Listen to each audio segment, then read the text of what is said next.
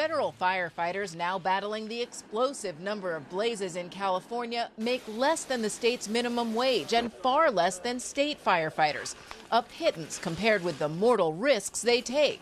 Wildland firefighters are truly at the front lines of dealing with the effects of climate change. They are currently underpaid and poorly equipped.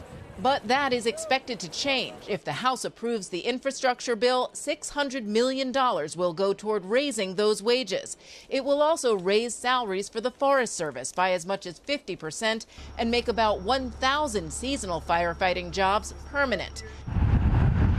And after the stark reminder last winter in Texas of just how vulnerable the nation's aging electrical grid is to more severe weather, the bill carves out $73 billion to make it not only more sustainable, but also to protect it. Critical investments to combat climate change and to build a clean energy future. There's also $3.5 billion to reduce energy costs for low-income households and $8 billion for wildfire risk reduction, funding forest thinning and restoration.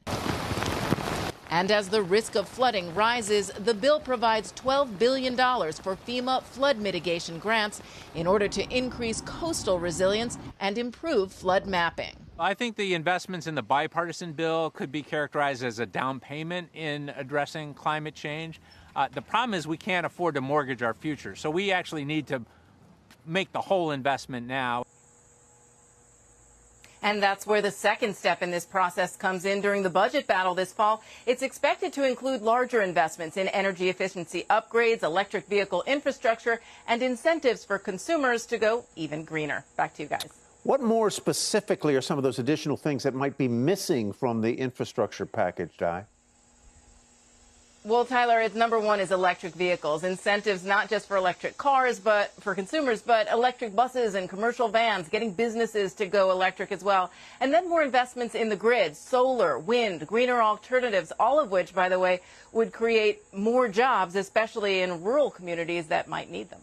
Yeah, you need more investment in the grid if the demand for electric vehicles and other things is going to go up, because we're going to be demanding more of the grid itself. That infrastructure bill now sits where? In the House, awaiting action, and it's all tied up in the budget debate, isn't it?